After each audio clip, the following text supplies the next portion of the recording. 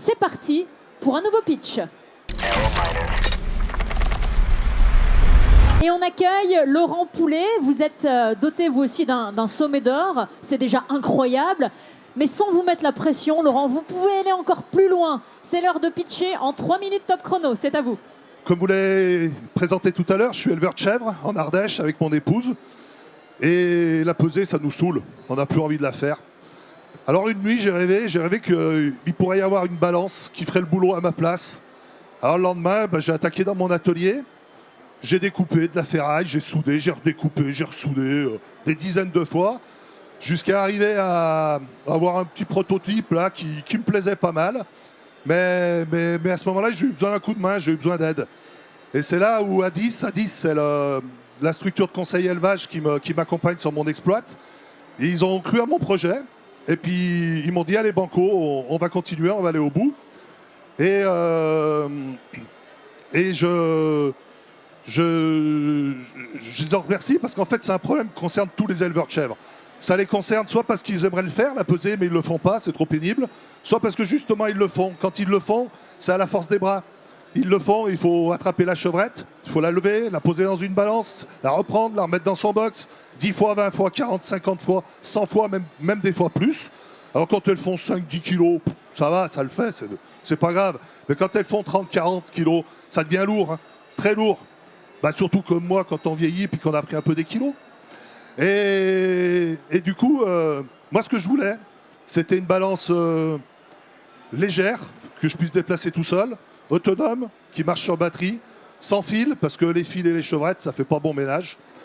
Et puis, on a fait des tests, et là, dès le premier essai, c'était gagné.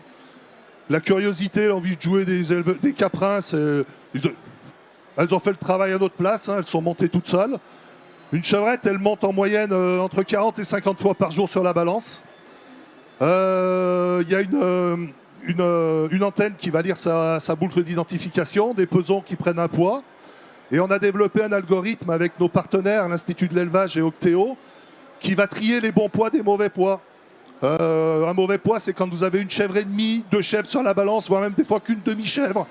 Donc une fois qu'on a nettoyé les mauvais poids, il nous reste quand même une bonne quantité de bons poids. Avec ça, on a la moyenne du poids journalier sur les chevrettes, la croissance journalière, et aussi on a des alertes sur les bêtes qui ne sont pas passées. Et c'est super intéressant parce que c'est un bon indicateur sur la santé des animaux, ça. Et grâce à ça, en fait, j'interviens plus vite sur mes bêtes. Je peux sevrer plus tôt, ce qui me fait une bonne économie sur le lait. Et puis, en fait, avec ma balance, moi, je suis plus serein. Mes bêtes s'amusent. En fait, c'est le bonheur, quoi. Merci Laurent, vous avez su mettre votre cœur sur la table. Moi, j'ai été touché par votre pitch. Hein. On va voir si les membres du jury l'ont été également. On va voir. Une larmichette, Alexandre. Non, mais c'est une belle histoire. Alors, c'est une belle histoire parce que moi, je suis dans les céréales et mon cousin est dans les chèvres. Ah. Donc, 350 chèvres avec une transformation de la moitié du fromage, du lait. Donc, ça vous parle. C'est un futur client, alors. C'est un boulot de chien. Alors, je ne savais pas qui pesait les chèvres parce que je ne l'ai jamais vu peser les chèvres. Les chevrettes. Enfin, voilà. Mais dans l'élevage, la chèvre, le caprin, c'est ce qu'il y a quasiment de plus compliqué. Il n'y a pas de robot de traite. Il n'y a pas de... Il faut le faire du matin au soir non-stop. Je crois que c'est ce qu'il y a de plus compliqué. Donc déjà, bravo de faire ce métier-là. Puis en plus, j'adore le fromage de chèvre. Mais l'idée de se dire qu'on a une vraie pénibilité, comme vous le dites, en fait, c'est compliqué d'avoir un suivi des animaux. Et c'est vrai que le poids, mais même pour les hommes, même pour n'importe qui, c'est super important. Et là, on est sur une vraie pénibilité parce qu'on est déjà sur un métier hautement pénible. Donc si on veut aller encore plus loin, et en plus, pour moi, ça me dit quelque chose parce que moi aussi, je suis paysan. Et quand j'ai créé Prodil, je l'ai fait parce que j'avais un besoin. Et quand on a un besoin, on le transforme. Vous l'avez transformé par des petits points de soudure, des machins, des trucs, etc. Moi, je l'ai fait différemment. Et donc, on sait ce que le paysan a besoin parce qu'on est nous-mêmes paysans.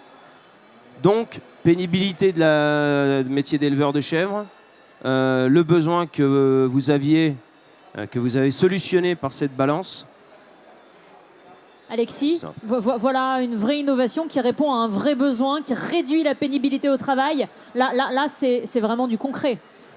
Moi, je suis déjà très touché par les innovations qui viennent vraiment du terrain, où il y a vraiment une histoire. Donc ça, c'est... Effectivement, je suis touché et il y a vraiment une valeur ajoutée à cette innovation. Donc déjà, félicitations. Et je pense que... Alors, je ne sais pas si c'est déjà le cas, mais si ce n'est pas le cas, je vous invite à contacter la MSA parce que là, c'est une question de santé et sécurité au travail. On sait le nombre d'accidents, alors petits ou gros, malheureusement, qui peuvent intervenir sur les exploitations agricoles. Et là, je pense qu'il y a quelque chose à faire aussi avec la MSA sur cette partie. Moi, je trouve ça, premièrement, bien sûr, très touchant, mais je trouve ça intéressant pour 3 grandes raisons. C'est tu facilites la vie de l'agriculteur. Donc, ça lui permet de dégager du temps pour des choses qui vont amener plus de valeur que de peser en fait un animal.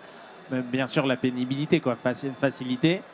2, c'est vraiment pour la performance aussi de son troupeau. Je veux dire, aujourd'hui, il y en a qui ne le font pas, qui n'ont pas de suivi, et je pense qu'il y a même peut-être des automatisations d'alerte, de choses comme ça qui peuvent être gagnées et qui vont donc améliorer encore le suivi de son troupeau. Même si on le faisait manuellement, on peut aller encore plus loin avec la technologie. Et 3, c'est bien sûr le risque. Le métier d'agriculteur, c'est un métier ultra physique, c'est un métier difficile. Et aujourd'hui, si on peut éviter qu'il se fasse un limbago tous les lundis soirs quand il pèse des chevrettes assez lourdes, c'est génial, quoi. Ouais, ou le dimanche, ouais, voilà. C'est plutôt le dimanche. Ouais. J'ai eu une absence ou on n'a pas parlé du prix? Ouais, le prix, ouais, ça m'intéresse. Parce que c'est. Elle est taquine, elle n'a pas eu d'absence, j'ai pas parlé de prix, c'est vrai. Laurent, allez jusqu'au bout du processus. Voilà, aujourd'hui, on a 3 prototypes qui continuent à tourner dans les élevages pour améliorer notre algorithme, notamment sur tout ce qui est alerte. Parce qu'on voit qu'il y a un gros potentiel sur les alertes. On est en cours de travailler sur la préindustrialisation. On n'a pas de tarif défini, mais quoi qu'il en soit, nos estimations pour nous, c'est que le gain qu'on va avoir sur le sevrage plus rapide de nos chevrettes, le gain sur la poudre de lait sur 3-4 ans devrait largement nous payer la balance. Voilà. Ça reste flou, Alexandre? Un peu flou. C'est flou parce qu'il est parti d'un besoin pour lui. Donc maintenant, il faut qu'il crée la machine, il faut qu'il crée tout le développement. Il est là le truc, c'est qu'il est arrivé trop tôt en fait. C'est l'étape d'après en fait. Ah ouais, mais un agriculteur qui fait en plus autre chose comme ça, je trouve ça super. Mais il y a des structures comme Agronov, il y a des structures qui peuvent vous accompagner dans ce développement. Aujourd'hui, faut pas hésiter à le faire. C'est un vrai besoin, il y a une vraie solution, faut la développer. Maintenant, vous n'avez plus le choix. Hein. Il n'y a plus de retour en arrière. Hein. Faut y aller, ouais. Il faut y aller. Plus de retour en arrière, Laurent. Merci. Eh ben, on fonce. Merci beaucoup pour la présentation de cette innovation et pour avoir mis vraiment tout votre cœur dans ce pitch.